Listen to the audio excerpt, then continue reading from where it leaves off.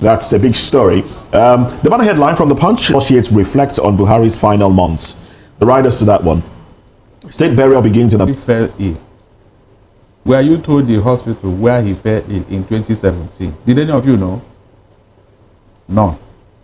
And now, they have invited Aisha. I remember that for 3 months, this woman was kept incommunicado. She was sidelined. A woman who's supposed to be beside her husband who was sick in the hospital. This cabal hijacked Buhari. So how do you know she wasn't there? Well, I'm coming now. Hold on, I'm coming. Remember that when this happened, it was Idris, the IGP that Buhari appointed in his first coming, in 2015, that was invited. Buhari's wife Aisha did not show up for over 3 months. When she even went there, they didn't allow her to see the husband. It's on record.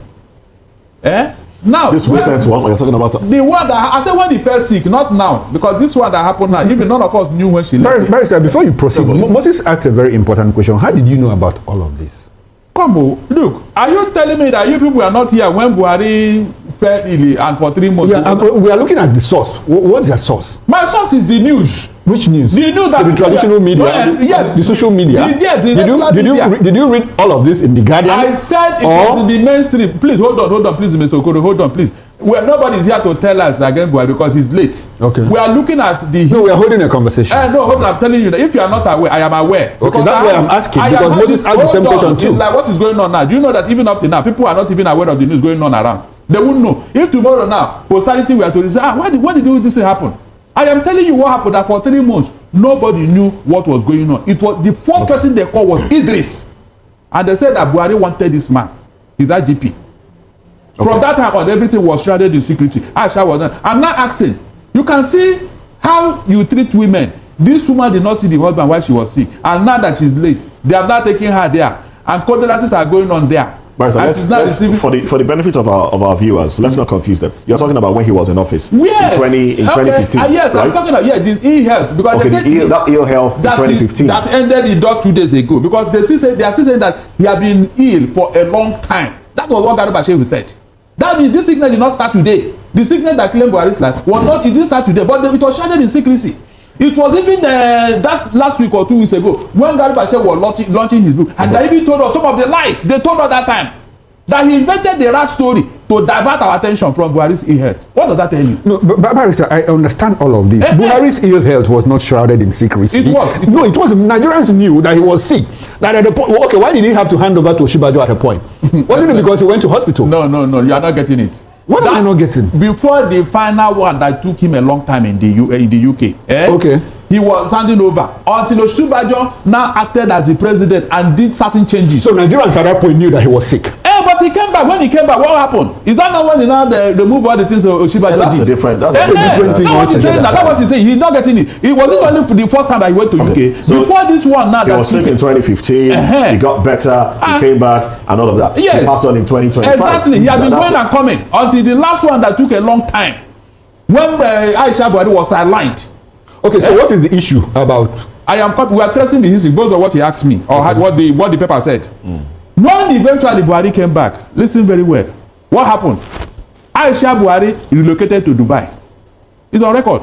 It was when her marriage was threatened by one other woman that she hurriedly came back. You seem to be driving at something that you don't want to hit on the head. Why will you lay the foundation so that we know the genesis of this matter? What is the matter now? The matter is the death of Buhari. Okay.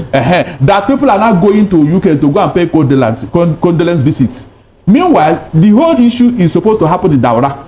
Is he not coming back here today? No, he died in the UK. He died in the UK. You don't expect people to go there and escort the money back home. These things are necessary. Look, we are embarrassing ourselves as a nation. We are embarrassing ourselves so much. I don't like it. No. A president died in the UK. We're not focusing on the fact that he died in the UK because that is enough. That aggrieves Nigerians enough. It's a different talking point. Yes, the president is hospitalized abroad. That's a different thing entirely. But the fact that that people were sent to escort the body back home, do you have a problem with that? I have a problem because one, it is no longer escorting the body back. It is not a condolence visit. Why would because the family is there. Because a lot of some of the people that went to condole with them just didn't go to London because Buhari was sick. They were in the UK because they had other engagements. When Buhari was very sick, why didn't the family go there? Answer me. Why didn't they take Dara was there now. Dara was Please, there. hold on. The wife was the first person who's supposed to be by that. Family business. No. Okay, why did you not take her there now? Why did you ask her to go there and be receiving visitors? No, why did you take her there now? Was she taking there? Well, you mean if she was not allowed to go there, she would have gone. Is it possible? Somebody when the man was sick, why were you people? Why did you allow her to go there? Nigerians were told when he traveled about a week or two ago. It was on the news that he had traveled for I am saying this now. When this man needed the wife, when he was very sick. Barrister, you're not part of the family, so I don't know how you are. Okay, how come when the man came back, Aisha relocated to Dubai? And they were begging her to come back. That's in 2016. It is the genesis of this matter. Barrister, what is the matter? I keep going back to that. What is the matter? Because you tell me that there is nothing wrong in her going because I don't really understand the trajectory. That's why it's difficult for me to interject. But the point we are making here is that this man has died. He's going to be intact today. I think Barrister is driving at something else entirely, but he doesn't want to say it. Well, you don't want me to say it. You don't want me to say it. People don't want to say it. I have made 2 points here, but you don't want to agree with me. And then you see, the wife holds the prerogative of when to be with him and then when not to be with him. Nobody stopped her from visiting her husband those early days. I don't believe it. And see, I recall that when Akeredolu was recuperating in Germany, yes, the wife was busy here in Nigeria, attending to some other things. There's a lot going on social media, and a lot of Nigerians are pointing to the fact, to statements once made by Mazi Nnamdi Kanu that there's a real Buhari and there's a double. I mean, that made the news. It was all in the papers. If you still check papers, you will see it. The story of a double for Buhari. And he predicted when the real thing will happen. The double 2 years after he leaves office. Yeah, that's when they will expose what happened. That's what who said? That was what Nnamdi Kanu said. That 2 years after he leaves office, the real truth will come out. That's the truth. I was how come? Mr. Messi, listen very well. How come when Buhari came back from UK from his sick leave, Abi? We are not privy to why she may have traveled. The wife relocated to Dubai. Are you not supposed to be nursing your sick husband who came back from sickness? Is it not important? No, tell me it did not happen. Tell me now. But the point is, whatever we are saying here, the president's family has a right to their privacy, and then rather than begin to unearth what we cannot really hold on to, the best bet is for us to just sympathize with these people in this hour of need and let them soak, and then maybe pray for them to have that fortitude, because no matter how old you are, even as a father, your child will not want you to die, and no matter how old you are, as a woman married to you, will not wish you dead.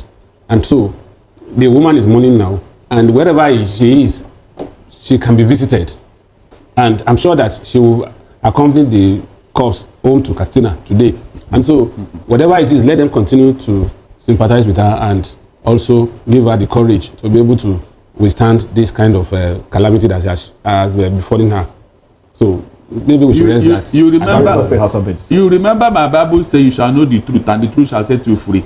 If what you are saying now is the thing that happened, the right thing, if that is the situation, nobody will break head over these things now. But when they have created some doubt in the minds of people, why won't you look at what the people are saying so that we cannot continue on this trajectory? How many world leaders have paid condolence visits or sent a condolence message since Sunday? How many world leaders? Please, somebody answer me. How many world leaders? You mean they've not had, Abi? No, they've not had. Anyway, let's go to another topic.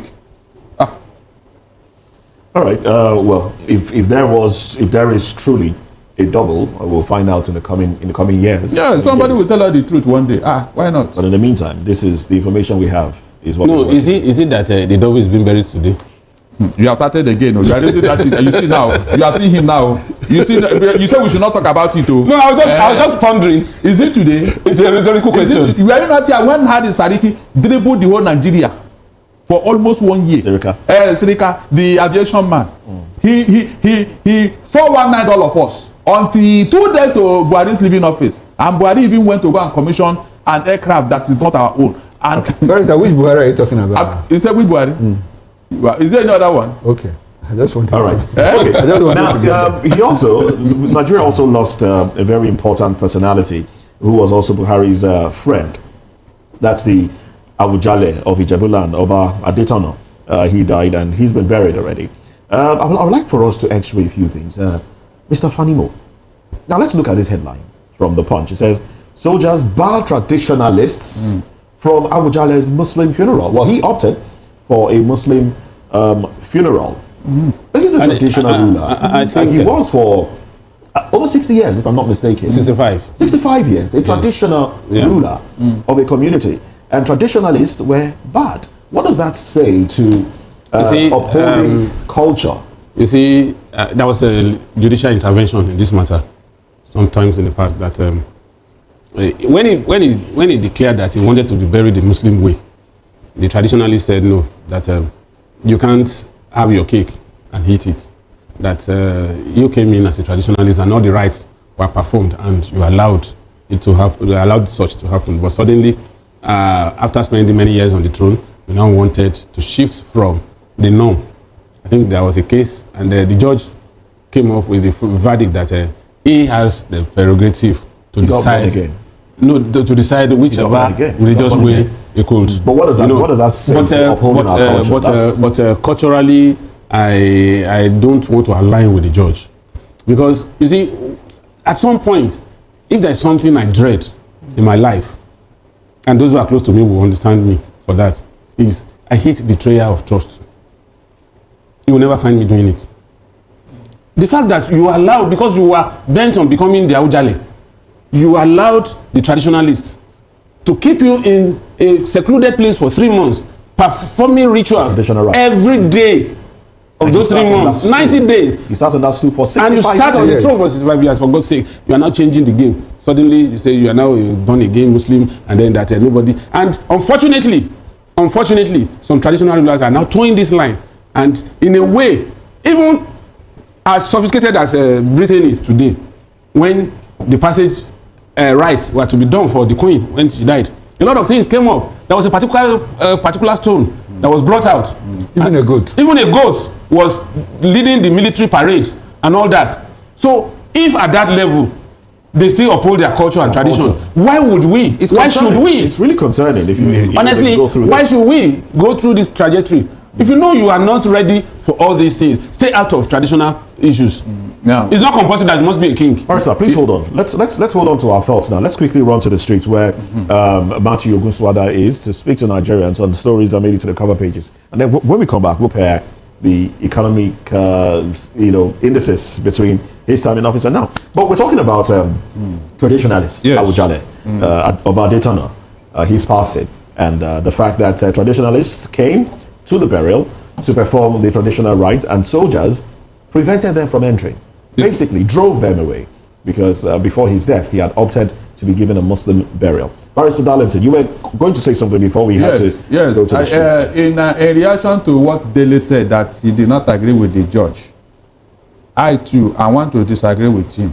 With who? The judge or? I want to disagree with Dele, yes. Okay. Because your traditional whatever cannot supersede the law of the court, where freedom of association is entrenched, freedom of movement, freedom to decide who will be your friend or not. All those things are there from section 34 to 42. They are all there. If the court is looking at that, this man say, look, I don't want such association again. Is it not his choice? What if your tradition has become obsolete and obnoxious? So we're talking about a traditional ruler. I am coming. We're talking about the person. I am coming. There are so many things that happened before that cannot happen now. Like the Aro and Akakanfo of Yoruba land. I challenge Eba Gani to go through the same ritual and let's see what will happen. Those things are becoming obsolete. When Oba Teju Osho was to go through the same thing, they told him what the gods will serve in a day. He said, no, I can't go through this. Oba Teju Osho. Eventually, he had his way. So certain things are becoming obsolete because of their wider implication. When you start worshiping all these dangerous gods, they come with a lot of baggages. Barrister, which god should we? The man said that he's now born again and he want to do things the normal way and all that. What is wrong with that? Instead of going to kill one thing or the other as a sacrifice every day, those things, they are becoming obsolete. That's what the man is saying. And are you saying he's not right in what he said? That's what I'm telling people, that you need to get into the system to change it. The man entered and he had changed what was wrong with that tradition. Moses, in the days of you, in our own part of the country, they used to kill twins because they believed that they were evil children. They would throw them and their mother into the evil forest until one woman, Mary Celeste, came from Ireland to stop it, and she died in the process. The woman died trying to stop that thing. Today, are we not celebrating twins? You can see. So when some of this traditional whatever is no longer relevant, please let us discard it. Nobody should blame the Awujale. Nobody. This was the man they asked to come and view the coup plot of his sons. What's it called? Dikbo, Olarewaju and Co. When Abacha was showing the video, Awujale said, I forgot my glasses at home. I can't see anything. That was what he said. Just to exonerate himself. What do you want him to say? That he saw his sons plotting a coup against Abacha. Is that what you want him to come and confirm? So I can't. You apply wisdom. Why do you think he stayed up to this time? Tell me. Why do you think he stayed up to this time? If he actually violated the so-called tradition, he wouldn't have stayed up to today now. 65 years in a throne. That means he entered at the age of 31 or so. So please, it's important that we leave all these things. It did not help us. And it will never help us. Okay, essentially, I think what is happening here is what is described as a clash of civilizations. Because this is one civilization that is trying to take over, to subjugate another one. But unfortunately, when scholars list civilizations, they don't even mention Africa as a civilization, because Africa has been subsumed by either the Western or the Islamic civilization. We have the Western civilization, we have the Islamic, we have the Cynic, which is the Chinese civilization, we have the Hindu civilization, and maybe the Latin American, Southern America, they try to mob them together as a civilization, but that is still in contention within the academic circles. What I see happen is that, look, we have an African civilization that is actually not existent, that is being further subjugated by an outside civilization, and in this case, which is the Islamic civilization, because the man has opted for an Islamic barrier. And unfortunately, our Africans fail to realize that this particular civilization is the tradition of some people. Yes, it's the tradition of some people. Of course. But when the thing crosses over, when it is a crossover, we tend to, it's like when you say that Africans are pagans, Africans are natives, Africans are tribesmen. But in Europe, you see vernacular. And in Europe, you see them as ethnicities, ethnic nationalities, and all of that. That's exactly what is playing out. But I'll reduce it to what Baba Olusegun Obasanjo, my idol, as far as I'm concerned. Yeah, what? My idol, one of Nigeria's best presidents ever. Obasanjo says that, look, in as much as I attend churches. He attends churches, but he's not going to do away with his Ifa priest. So that's exactly, I think I'll reduce it to that. It's for the Ajowale, Sikiru Adetona to have made a choice, and it's good for people to respect his choice. There's an elderly man in my community, not in my community, in my compound. And the man was a traditionalist, but like when he thought that it was time for him to go, he converted to Catholicism. He became a Catholic. He was baptized and all of that. And when he died, it was the church that buried him. That's his wish. So if that is what the Adetona wanted. Are we not going to see a further whittling down or fading away of African civilization? African culture, exactly. Is that not what we'll see? That is what is we've already been through. The ones that involve fetish practice, let us do away with it. No, but what is fetish? They don't just say something about the burial of the king of England. What are those? What do they do Halloween? There's two rituals. They still do Halloween. They still do Halloween. Hold on. Celebration of witches. Yes, hold on. They do all those things. Are you aware that in some traditions, people are buried alive with a king? That was in the early days. Nobody does that anymore. Even Europeans did it. Good. How come it was discarded? I remember the pharaohs of Egypt. This is their tradition. Have they not done away with it? It's the same way people are doing away with some of the things people are celebrating. Culture. What we are saying is, what are those the cultural ingredients in Africa that were morally right, that were righteous, that didn't have to take people's blood? Is it not better that we begin to emphasize those things like communal living? Is it not staying with us today? No, it is not. No. Go to the rural villages. You know whether it is still there or not. Don't mind what they are doing here. Anybody practicing African religion is either ostracized or labeled with a terrible stigma. Mixing something with sand and putting it on your body, right? Barrister. Is that what? Mixing things up. Maybe you're mixing oil and sand. It depends on what you are thinking. What I'm saying is not about what you are thinking. Most of the Catholic in our church during the communion service, the priest helps us to transform bread and wine into the body and blood of Christ. That one. What is? I mean, did they harm anybody? Did they harm anybody? Okay. We are talking about something that they said. Okay, let's flip it. On the flip side, do you think that the white man would have accepted an African doing that? Why? I mean, I don't get it. There are things that Africans have done that the white man have accepted. Many of them. They are even teaching them in their schools over there. Yes, there is African Center for African Culture and Religion being taught even in Harvard. It's on record. Yes, they are teaching them. A white man was speaking fluent Yoruba the other time. I said, what? He was teaching Yoruba. All those oriki that they normally incantation, they are still doing it. You have simply come back to where you started from. I am telling you, does it mean that the Awujale did not perform any of the? Does it mean that nothing? There are ones that are obnoxious. That's what the man said. I don't want to touch it. Yes, you can't tell me that he did not perform anything at all in the traditional way. You can't tell me that he removed all those things that are obnoxious, very dangerous ones. If he did not do that, he wouldn't have stayed up to this time now, 60-something years, on the throne. Is it a joke? The barrister, we have traditionalists who stay up to 100 and something years. So it practically has nothing to do with what he did or what he avoided. Let me tell you, most time it has to do with it, because if you don't observe those things and those gods, they will come after you. But the Awujale... I am telling you about people that observe those things and they lived longer than the Awujale. It depends on how they observe it now. Did you see them? It's subjective now. Did you see them? It has clearly become subjective and selective. You cannot be sacrificing human being every day and stay that long. It's not possible. Their blood will come after you. That's what I'm telling you here. There are people who live on human blood. It must be sacrificed at a particular time in a month for their throne to be sustained. If you are doing nothing, how can God be watching you? Okay. Well, let's go into some of the headlines now. Natasha is on the table today. Mr. Fanimo. Now, this is the headline. I didn't see her here. Well, this is the headline. This is the headline. From the, let's take two papers now. From the Punch, it says, Natasha fires back at Akpabio over reinstatement challenge. From the Guardian, Akpabio appeals against court order for Natasha's recall. Those are the headlines. It is within the right of Akpabio to challenge the court process, even up to Supreme Court. So nobody's going to deny him that. More so, he is also a lawyer like Natasha.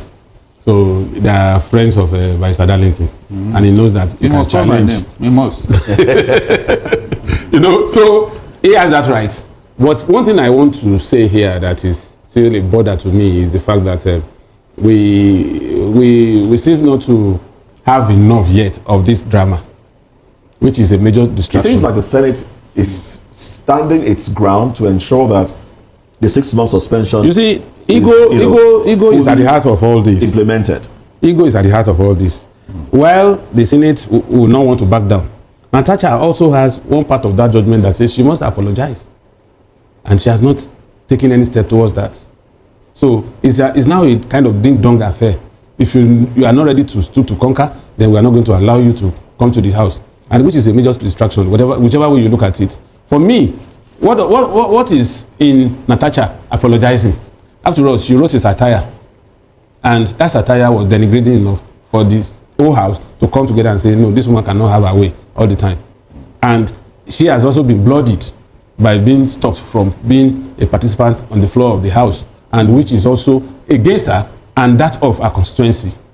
So it's a two-way thing now. The only solution to this is for the two parties, to sheath their sword, and in the interest of Nigeria and Nigerians, find a way to resolve this matter. And I expect that reasons will prevail at this time for people of goodwill to step into this and then, beyond the court, resolve this thing once and for all, so that we can continue with state matters rather than about this. I think you are being idealistic here, because the people that you are talking about don't have the interest of Nigeria at heart. They have their own interests. So don't expect that this thing will be resolved soon. It has become an ego thing. That's what I said. Yes, Natasha and exactly. So what I'm saying, I want to disappoint you. Don't ever think that they will consider our interest, like shooting their swords and going back to plenary to do what they're supposed to. They will keep fighting. When they said, Barris, I'm coming. When they said the High Court, had ruled that Natasha should come back to office, I knew, that Akpabio or the Senate was going to appeal that judgment. One, to make sure that the rubbish has more by ensuring that she serves out, you know, the suspension, the 6-month suspension. That's exactly what has happened. Now, but on the other hand, I don't see any, probably, while not standing in for Natasha, I was thinking that probably if she resumed, she will now do the apology on the floor of the Senate. That's my thinking. But that was not the content of the judgment. No, she should resume before apologizing. What did the judgment say? The judgment says that she didn't say, the judgment didn't state clearly. Okay, so it's her prerogative. So I'm thinking that probably that is what she wanted to do, apologize on the floor of the Senate. No, you are not. Is there a publication, 5 national publications? Okay, it's done after resumption. After resumption. Please, like you rightly said, the court didn't give a timeline for that to be done. My brothers, let us situate this in properly. Okay. This is a legal matter. It's not about ego as you claim. Let us remove that. When Natasha was accused of contempt of court, was the proper procedure followed? The answer is capital no. Barrister, when a court of competent jurisdiction asked the Senate not to suspend Natasha, did the Senate obey that court order? I am coming now. Let's start from there. No, hold on. Hold on. Okay, since the Senate violated the ruling of the court, why would the same court now go to ask Natasha to apologize for contempt of court that has no... Because the same court had said, no, Barrister, wait, well, let's take it one at a time. Because the court has said, it insisted that, look, we stand on the decision of a court, of a high court that said that the Senate, ab initio, didn't have the right, the power to suspend Natasha. So recall her. Now, no, Barrister, hold on. Now, that was what the court said. Now, the judgment of the court was that, look, Natasha, you have breached process. So you have to apologize. Is it now what happened? It's not what happened. So what happened? Good. Listen to me. Barrister, I'm listening. You are not read the judgment. Now, what everybody is claiming to be the decision of the court was actually an opinion and an advice. The court said, in my opinion and in my advice, so should be done. What should be done? Listen, that Natasha should be recalled, even though the Senate have the power. Are you getting what? That the thing was excessive and harsh. So was that a judgment or an opinion? Hold on, it's inside the judgment of the court. That's what I'm trying to tell you. It was not an order to the Senate. That was where the mistake came from. Absolutely. That was where the mistake came from. That thing in law is called an obita, sorry. That is something that is tangential to the main issue. That is, when you are reading it, you say, well, this one, we had it, but it's not relevant to the judgment. But you have mentioned it. Okay. So the thing that the Senate are now looking at what the judge said in passing. Okay, so Barrister, essentially, what you are saying, if it's an opinion of the court and not a main judgment, which is not an order, so you are saying that Akpabio has erred in law by trying to make an appeal. That is what it means. Hold on, Namiso, you are jumping the gun here. In the first place, the processes for contempt of court was not followed. Go to section 72 of the Sheriff and Civil Procedure Rule. You will see it there that before you can say that somebody have committed contempt of court, the first thing you do through the sheriff or the registrar, you serve the accused from 48. Okay. Barrister, there's a question I want to ask you. There's a question I want to ask you. Go ahead. The judgment. What is Akpabio appealing? Is it appealing the opinion of the court or the judgment? Yes, he's appealing the recalling of Natasha, which was contained in that judgment. Which you said is not an order. So why is he appealing? That is the mistake. I'm trying to educate you here now. Which you listen? So who is making the mistake? It is Akpabio and his people. Yes, it is Akpabio. That's what I'm trying to let you know. That even the content of court was not properly followed. It was not even properly documented. It was not even properly decided, because nobody served Natasha from 48, where she will be reminded that, look, on so and so this thing you did so against the court and all that. Then it is after that from 48 and Natasha did not retrace her step, you will now serve from 49. That is committal. These are the processes. And let me tell you, the other day, it was in my other show, Evening Road, I was telling you that whenever you go to court and the proper procedure and rule were not followed, you have disabled that case ab initio. If these steps were not taken from the beginning, before they now arrive at this judgment, then it is null and void. That is where the Natasha... judgment is null and void. It's null and void, because the rules were not followed. You just woke up and say, you are accused of a contempt of court. Did anybody remind did anybody serve Natasha from 48 and from 49? Barrister, there is one thing that we are omitting here, and I'd like for us to trash it out before we leave here. What is Akpabio appealing? Is Akpabio appealing against the recall or the contempt of court? Of course. A recall was not a judgment, but an opinion. Hold on. The contempt of court was not even for Akpabio, it's for Natasha. So why will you go to court against? It's the recalling of Natasha, because Natasha is threatening that by today she will go back to the Senate. Which is not an order, which is not a judgment of the court, but just an opinion. It is not left for you and Akpabio to ask yourself, what are you doing? Yes, it is left for you and Akpabio to ask, what are you appealing for? Is that judgment that said he should, maybe his lawyers misled him? I'm telling you, I've told you here that there was no need for. It's interesting to know how lawyers will mislead a lawyer. Yes, I'm telling you here now, because on what ground were you going to appeal something that does not contempt? Is it Akpabio that was accused of contempt of court? Was it Akpabio? Because no judgment has been issued against Akpabio. It is Natasha. So essentially, the court didn't ask Senate to recall Natasha. They did, but it was not an order. It was something that was said as an opinion and an advice. Okay. But instead of these people to say, okay, they now want to make a molehill out of, a mountain out of a molehill. Okay. They advise them, but if you thank you very much. This will be a good place to anchor the conversation as we're absolutely out of time. We'll continue this.